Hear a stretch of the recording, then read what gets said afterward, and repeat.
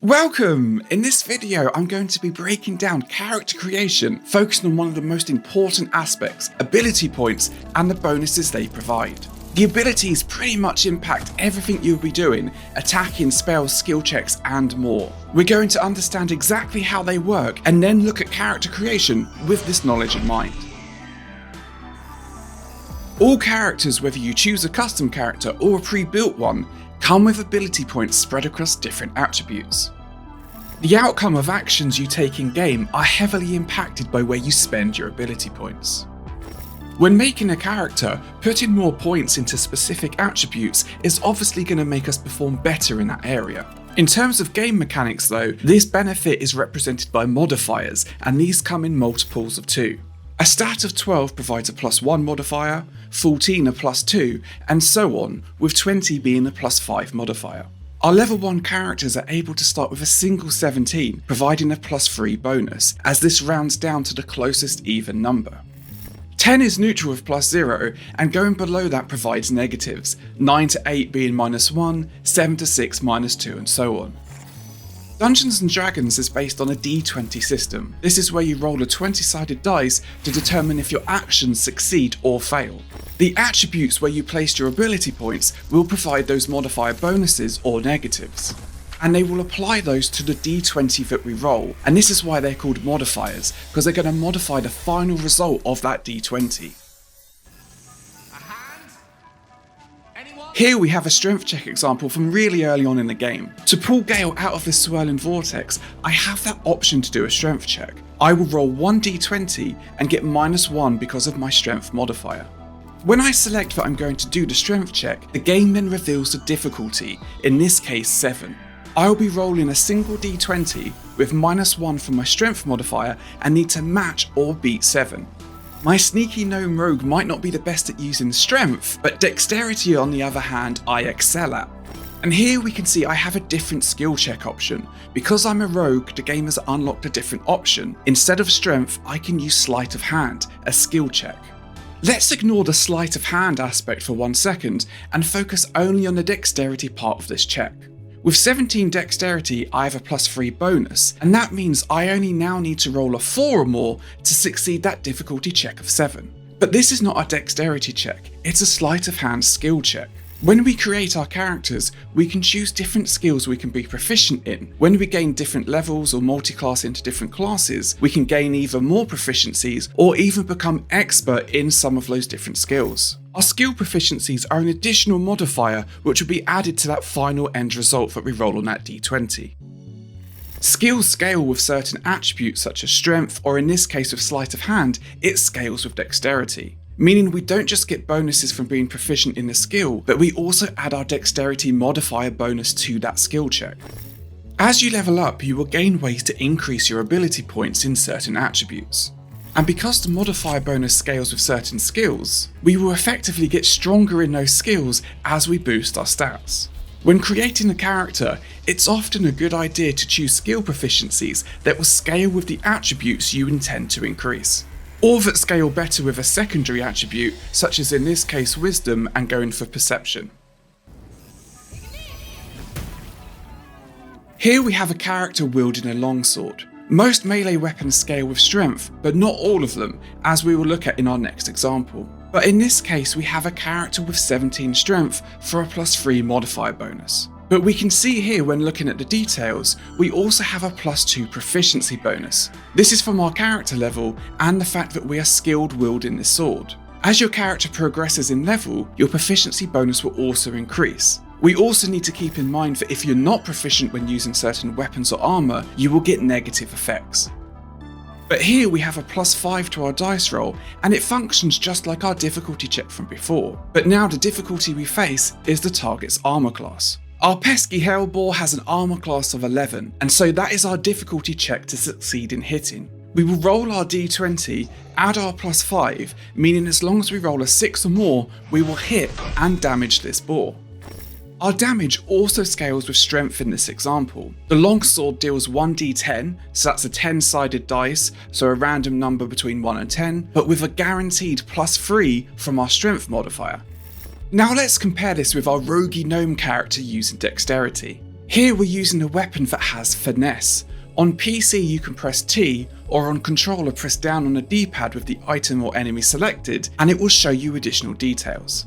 And finesse, as we can see here, scales with dexterity, not strength, meaning everything we just looked at with lae'zel and strength is handily replaced with dexterity. We have 17 dexterity for our +3, we have the same proficiency bonus of +2 because we're level 1, and thus we have the same +5 to hit the ball. But because the weapon has finesse, our damage, instead of coming from strength, comes from dexterity, so we still have that +3 from our dexterity modifier bonus. And we can see just how important those ability points are, and putting them into the right attributes for your character and the class you choose. Dropping our dexterity and our gnome to 15 or 14 will make it 1 harder to hit, and we're going to deal 1 less damage. Whereas of course boosting it higher will increase our chances of hitting and give us more consistent damage. Plus, with a higher chance to hit, we have less chance of dealing no damage at all because of a miss. Let's have one final example and use a spellcaster. Here we have a sorcerer who scales with charisma, but a wizard would be exactly the same, they just scale with intelligence instead. It's a bit harder to get the accurate information of the spellcaster in game, but once again pressing T or down on the controller D-pad, we can examine the attack roll information here. And we have that familiar +5 as we've seen in the other 2 examples. And you should have guessed it by now, it's because we have 17 charisma for our +3 modifier, and we are level 1 with a +2 proficiency bonus. Something to keep in mind with our spells is that in the majority of cases, the damage will not scale with your primary attribute stat. So in this example with our sorcerer using Firebolt, it will only deal 1d10 damage, it won't get that +3 bonus from our charisma modifier.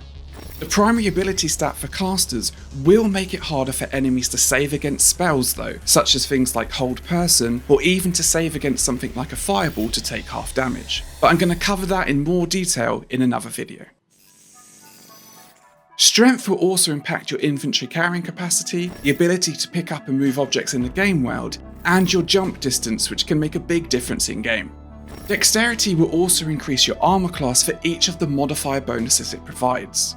This modifier can be capped or entirely negated by some armor, so keep this in mind. Your Constitution modifier applies additional hit points to your character, and that modifier is times by the amount of levels that your character has. So 12 Constitution is a +1 bonus, so our level 10 character would get an additional 10 hit points. If we have 18 Constitution for a +4 modifier bonus, that's an additional 40 hit points for our level 10 character. Intelligence is mainly used for certain spellcasters as their primary scaling stat, but it does impact certain skill checks and other exotic actions that you can check on the Wikipedia. Wisdom is the primary skill stat for spellcasters such as clerics and druids, but one of the more important skill checks that it scales with is perception. This skill can be very important for finding traps and hidden items in the game. I recommend that at least one of your characters in your party has a moderate to high wisdom stat with proficiency in perception checks. Charisma is used as the primary stat for spellcasters such as sorcerers and bards. It's also used for persuasion and intimidation checks that can often resolve situations without the need to fight. And all of the modifier bonuses for each of these different attributes will impact saving throws against certain enemy spells and abilities. But once again, I'm going to cover more of that in another video. When you first enter character creation, you have a custom character selected. This is one that you can completely choose the appearance, class, all of those things that you want to do. You also have the option to use one of the origin characters, such as Astarion if you want to be sort of a roguey character, or Gale if you would like to play as a wizard. These characters have limited options of what we can change. Things like class, race and appearance can't be changed at the start of the game. But we can change their ability points and some of their skill proficiencies so we can min-max if we want to. If you do choose to play as an origin character, you still make your own choices as you progress through the game, you just have the backdrop of their personality, perhaps swaying some of the decisions you would make. Or we can create our own custom character, and then we have all of the freedom to change appearance, abilities, skills and so on.